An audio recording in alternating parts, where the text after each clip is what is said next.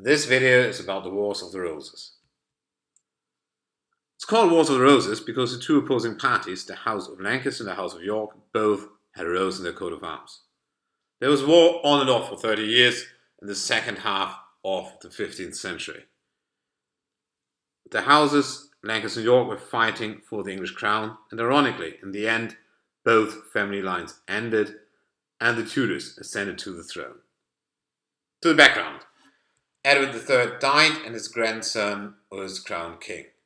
To understand this period of English history, we need to have a look at the family tree. We have King Richard II, who was removed by Parliament, and his cousin Henry IV was made king. And here you can also see the two houses, the House of Lancaster and the House of York. Now the 8-month-old Henry VI, after a while, was crowned, and now both sides thought they can increase their influence. The important persons were John, Duke of Somerset, and Richard, Duke of York. England lost the 100 Years' War, and Henry VI fell into aberration. He couldn't do anything anymore, he couldn't reign, so Richard, Duke of York, was made Lord Protector. Through intrigues, he was removed from his position in 1455, so the way was opened, the path was cleared for war. Before we come to the war, it should be mentioned that Henry VI had a son and heir apparent called Edward. Now the war started with the first Battle of St. Albans. The king was taken prisoner, the Duke of Somerset was killed, Richard regained his former positions.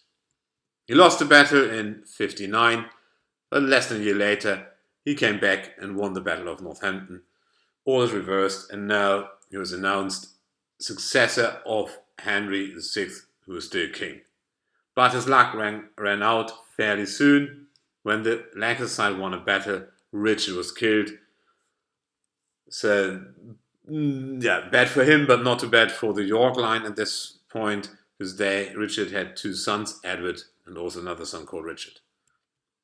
Now, the House of Lancaster could free the king, went north, but lost the decisive battle of Tudor. Now, Edward from the York side was crowned king, and it looked as all is going the York way. Then Edward IV married Elizabeth Woodville of low rank. That was suspicious. And also they have the Duke of Warwick, who had some plans on his own. The Duke of Warwick joined the House of Lancaster and was able to drive Edward out of England. But the nobility was suspicious of what is going on with the Duke of Warwick. He gets quite powerful, influential. There was a growing opposition. And that enabled Edward to come back, win a few battles, have Henry VI murdered, and also the Duke of Warwick died, and Edward, the son of Henry VI, so the heir apparent. But we have relatives on the Lancaster side, Henry Tudor, and he thought, alright, better I leave the country before I'm killed too. So he went to Brittany, but from there he continued claiming the English crown. He had stable reign for more than a decade under Edward IV, and he died. His son ascended to the throne, and his uncle was his guardian. Richard, the uncle had ideas of his own or ambition of his own, and he was made king, and Edward's sons disappeared without a trace. Now, that was not alright for the nobility, and the opposition grew.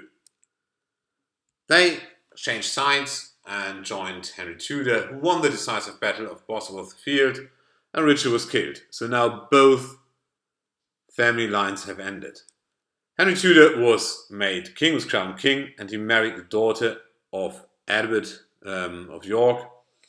And so he unified both families, if you will. Now, end of both family lines, just said. The House of Tudor is now the royal family and will be for the next while. And after 30 years of fighting, the reign of Henry VIII and its seventh of Henry VII is a phase of peace and economic recovery. That was the Wars of the Roses in 5.